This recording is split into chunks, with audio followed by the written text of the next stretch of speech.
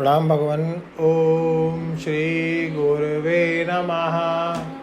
ओम अखंडमंडलाकारं व्याप्तं येन चराचरं तत्पदं दर्शितं येन तस्मै श्री गुरुवे नमः।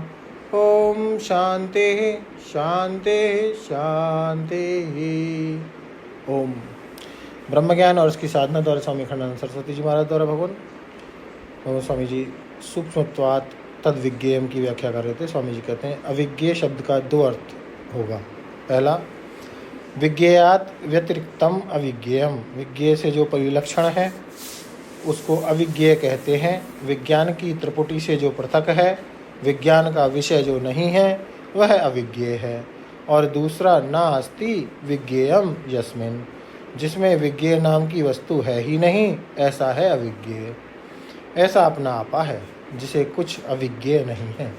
सर्वं विज्ञातम भवति, वही अंतश्च भूतानां चरम अचरम एव च सूक्ष्मतात् तद विज्ञेयम दूरस्थम च अंतिके च तत्, वही अंतश्च भूतानां। इसका अर्थ है कि सत्य देश परिच्छेद से रहित है, क्योंकि बही और अंत है, यह देश का भेद है।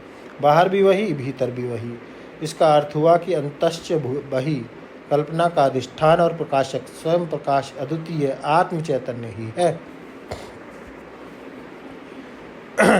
अचरम चरम एव च, इसका अर्थ है कि परमात्मा वस्तु परिच्छेद से मुक्त है।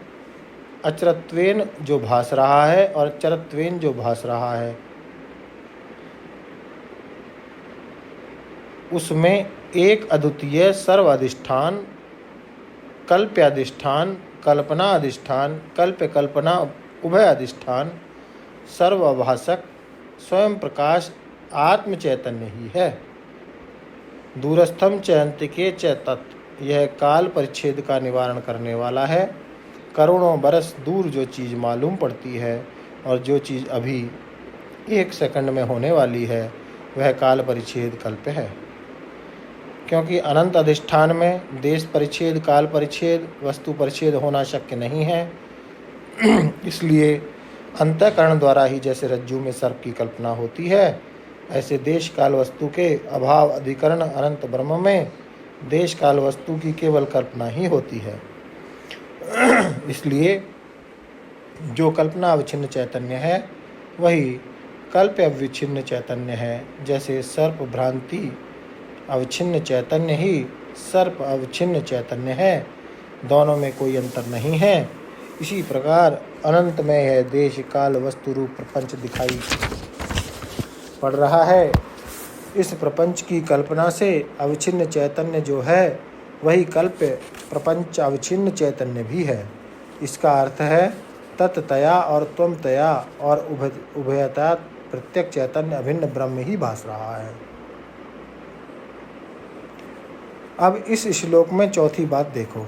अविज्ञेयम, ब्रह्म देश कल्पना से मुक्त है, द्रव्य कल्पना से मुक्त है, काल कल्पना से मुक्त है और अविज्ञेयम है, माने भाष्य रहितम भाष्य व्यक्तित्वम, अर्थात यह न कभी आभास भाष्य है और न साक्षी भाष्य होता है।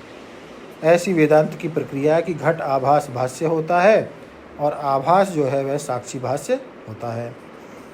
इसका अर्थ यह समझो कि इंद्रियों के द्वारा मालूम पड़ने वाला जो पदार्थ है, वे अंतःकरण में प्रतिभास्य रूप से जो चैतन्य है, जीव चैतन्य है, उसको इंद्रियों और मन वृत्तियों द्वारा मालूम पड़ते हैं, परंतु जो आभास भास रूप चैतन्य है, वह साक्षी को मालूम पड़ता है।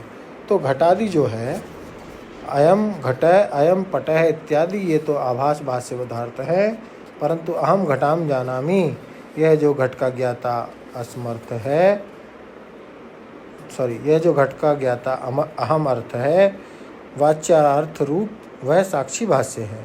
परंतु साक्षी किम भाष्य है? घट तो आभास भाष्य है और आभास साक्षी भाष्य है। इसी से सुषुप्ति में प्राज्ञ भी आभास ही है और स्वप्न में तेजस और जागृत में विश्व भी आभास है। परंतु विश्व, तेजस, प्राज्ञ में तीनों में रहने वाला जो अद्वितीय चैतन्य है, वही साक्षी है, वही तुरीय पदार्थ आत्मा है। तुर्यम त्रिषु संततम। जागृत स्वप्न सुषुप्ति की उपाधि से उपहित चैतन्य है, वाच्यार्थ उनको भी साक्षी ही प्रकाशित करता है। यह जो साक्षी है यह भाष्य नहीं है, तुम स्वयं हो। यही वेदांत का सिद्धांत है और यही तुम्हारी स्वयंता देश प्रकाशक और देशाश्रय होने से, काल प्रकाशक और कालाश्रय होने से, वस्तु प्रकाशक और वस्तुआश्रय होने के कारण देश काल वस्तु से परिचिन्न नहीं है और अपने अनंत स्वरूप ज्ञान होने के अनंतर यह देश काल और वस्तु केवल मिथ्या आभास मात्र है, अपने स्वरूप का ही आभास मात्र है।